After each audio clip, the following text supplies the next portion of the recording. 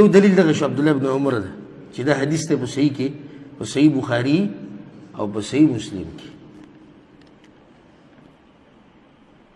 دویم دلیل انس مالک بن الحویرث رضی الله عنه، دا حدیث په صحیح بخاري صحیح مسلم امام ابن خزیمه امام احمد امام ابن ماجه راوړی او هغه وایي مونځ یې وکړو رکوع نه چې طرف الیدین وکړو، رکوع نه چې راپاسېدو رفع الیدین وکړو، د دویم نه چې دریم ته راپاسېدو رفع الیدین وکړو، او بیا یې دا ووایي ان رسول الله صلی الله علیه وسلم صنع هکذا.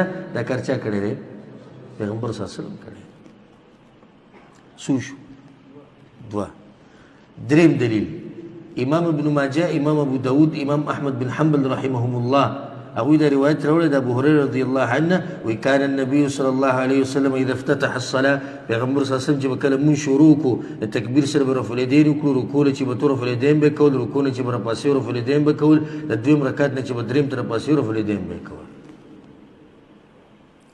څلورم دلیل ابو حمید الساعدي رضی الله عنه ناس فی نفر من اصحاب النبي صلی الله علیه وسلم، د لسو صحابه کرامو سره ناسو د لسو سره.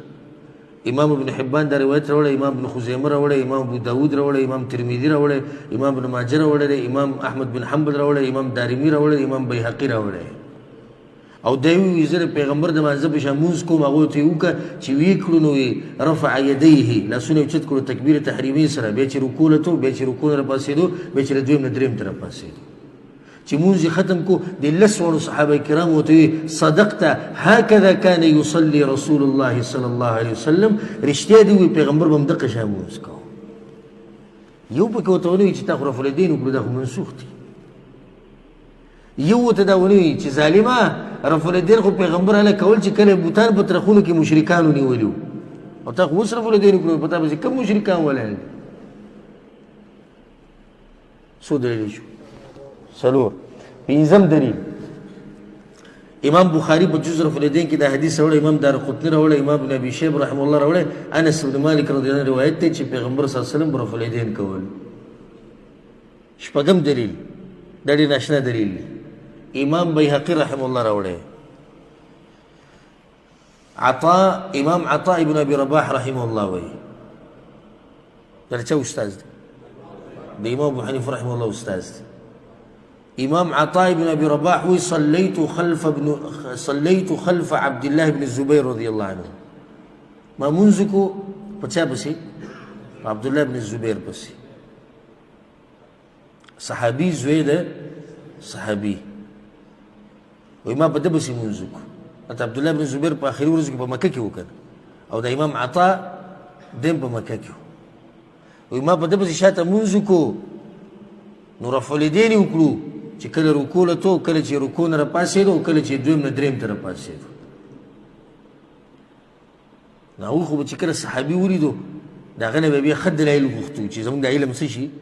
ښه ډېر شي. عبدالله بن زبیر ته مې وویل سألته عن ذلك، ما دې تپوس وکړ دغې مبارکې، وایي ما ته یې وایي چې ابوبکر صدیق رضی الله عنه مونځ کوو او رفع الیدین وکړو، رکوع نه چې کله تو د رکوع نه چې راپاسېدو، د دویم نه چې دریم ته راپاسېدو، او بیا یې دا ووایي چې هکذا کان النبي صلی الله علیه وسلم یصلي، پیغمبر صلی الله علیه وسلم هم دغه شان مونځ کوو.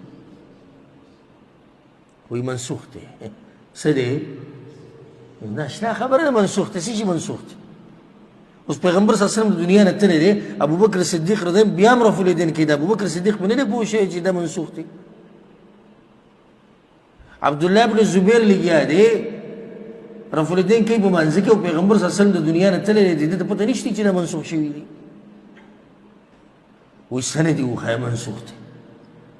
زه د اسمان نه د عرشه پورې دله سند بوځم، د عرشه پورې، او هغه داسې دا تاسو واورئ. امام بیهقي دا په صحیح سند سره دا حدیث راوړی، دا روایت د امام عطاء بن ابي رباح. امام عطاء بن ابي رباح د چا نه؟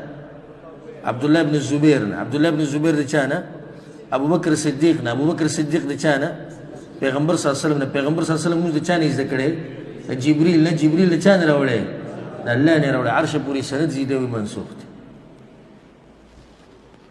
د اخره پورې وي کړی دی او که نه دی کړی، بوتان ترخونو کې نیولي او که نه و نیولي. زموږ په مذهب کې شته او که نشته دا خبرې پرېږدئ. کوم چې حقیقت دی او کوم چې حق دی هغه ومنئ. څو دلایل شو؟ شپږ. اووم دلیل امام ابن ماجه دا روایت راوړی، امام بخاري راوړی په جز د رفع الیدینو کې. جابر بن عبد الله رضی الله عنهما روایت دی، وی رأیت النبي صلی الله علیه وسلم، ما پیغمبر صلی الله علیه وسلم لیدلی چې په منځ کې به رفع الیدین کول. اتم دلیل دلیل ناشنا دلیل امام بیهقي رحمه الله راوړی. الحکم رحمه الله وی ما طاووس ولیدو چې کله به هغه لمونځ کوو رفع الیدین به ورسره کول. اولنی تکبیر سره رکوع له چې به رکوع نه چې به راپاڅېد. وی بیا مې د خلکو نه تپوس وکړو چې طاووس چې دا کار کوي د سره څه دلیل دی؟ خلکو راته ووایي چې انه یحدث به عن ابن عمر وعمر عن رسول الله صلی الله علیه وسلم. وی طاووس وایي چې دا خبره ما اورېدلې ده. وی طاووس دا روایت بیانوي چې دا د عبدالله بن عمر او د عمر د دوانو د پلار او د زوی روایت دی. هغه وایي چې موږ پیغمبر صلی الله علیه وسلم لیدلی. نو د عمر بن خطاب نه ثابت شو. باز راشي ته به ورته ظاهرش نه کړي دا حدیثونه بیان کوي، دا خو ټول قولي دي، دا خو ټول فعلي دي. کوم یو وښایه؟ قولي وښایه. چې نه مني والله که دله دا قولي مو مني، زه به درته وښیم، زه به درته دا قولي مو وښیم، خو بیا به نه مني. څنګه؟ وایي دا تا چې څومره حدیثونه وویل ټولو کې دا دي چې پیغمبر به کول، پیغمبر به کول، پیغمبر به کول، پیغمبر به کول. نو یو خو داسې حدیث وښایه که چې پیغمبر ویلي چې داسې کوئ. ګوره چې نه مني داسې زر باندې دي. و دې خبرې ته څه ضرورت دی؟ ضرورت ورته شته؟ نشته. چې دومره صحابه کرام وایي چې پیغمبر کړی ده، خو اوس موږ یې کوو که او هغه موږ ته ویلي دي. وایي څنګه چې ما لمونځ کړی داسې تاسو کوئ. خو نه دا ارمان به ولم پوره کړو. امام بیهقي رحمه الله دا روایت راوړی. امام بیهقي رحمه الله دا روایت راوړی دی او امام زیلعي حنفي په نصب الرایه کې دا روایت راوړی. وی عمر بن خطاب رضی الله عنه پیر د رسول صلی الله علیه وسلم جمعات ته راووتو. نو کسان ناسو نه هغوی ته ووی اصلي بكم صلاة النبي صلی الله علیه وسلم. تاسو ته نن هغه مونځ خیمه او هغه طریقه باندې د امامتي در کومه چې په هغه طریقه باندې پیغمبر صلی الله علیه وسلم مونځ کوو. التي دي توكي دا قولي دي التي كان يصلي بها ويأمر بها. وآغا طريقة پیغمبر باغا شان کولا ومنگ تباوی دیسی کوئی، منگ تباوی دیسی کوئی. ويبيتش كلا ودري دو عمر بن الخطاب رفع يديه تكبير تحريمي صلى الله عليه وسلم. بیا رکوع له چې ټول لاسونه اوچت کړو، بیا چې رکوع نه راپاسېدو لاسونه اوچت کړو، بیا چې دویم نه درېیم ته راپاسېدو لاسونه اوچت کړو، بیا چې سلام وګرځو. وی هذه صلاة النبي صلی الله علیه وسلم. دا د چا لمونځ دی؟ د پیغمبر صلی الله علیه وسلم. التي صلاها وامرنا بها. دا هغه لمونځ دی چې پیغمبر کړی دی او موږ ته به یې وایي داسې کوئ. بیا هم نه مني.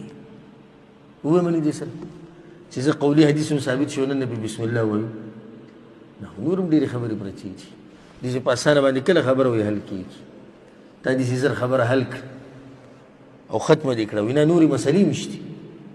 الغرض دغه ټولو مسلو له راځم، خو دا سویم دلیل شو. اتم او که دغه ورسره کو د عمر بن خطاب دا چې کوم قولي دی نو څه شو؟ نه. لسم دلیل امام ابو داود دا حدیث راوړی، امام ترمذي راوړی، امام ابن ماجه راوړی.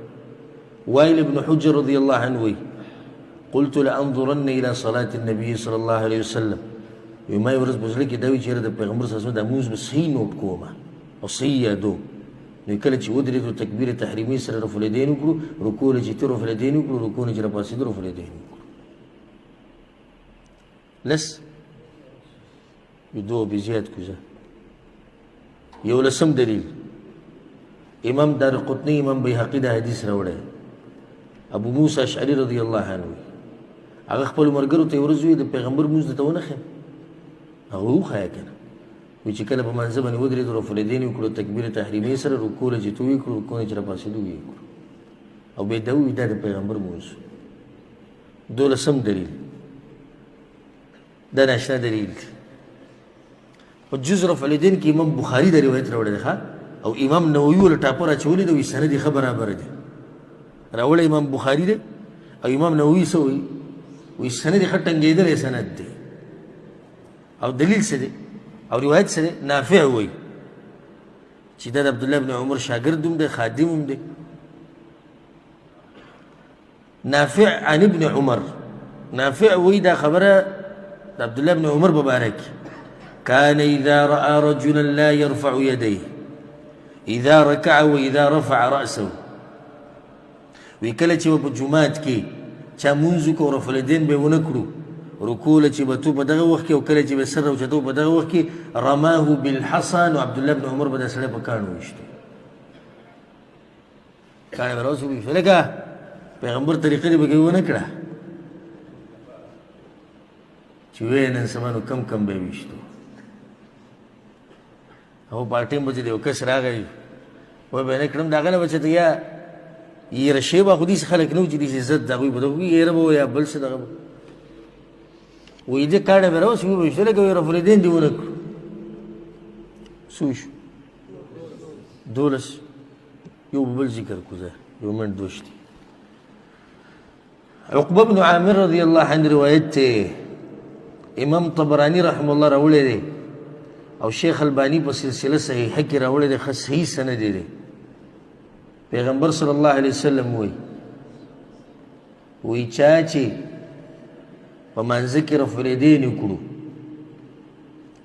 تکبیر تحریمي سره رکوع له چې تو رکوع نه چې راپاسېدو او د دویم نه چې دریم ته راپاسېدو واورئ فله بكل إشارة 10 حسنات نو د هرې اشارې کولو سره چې لاس اوچتوي دته څو نیکیانې ملوي 10 نیکیانې د یوې ګوتې یوه نیکي ده او بیا دې سزا نو د دې دته څو نیکیانې ملوي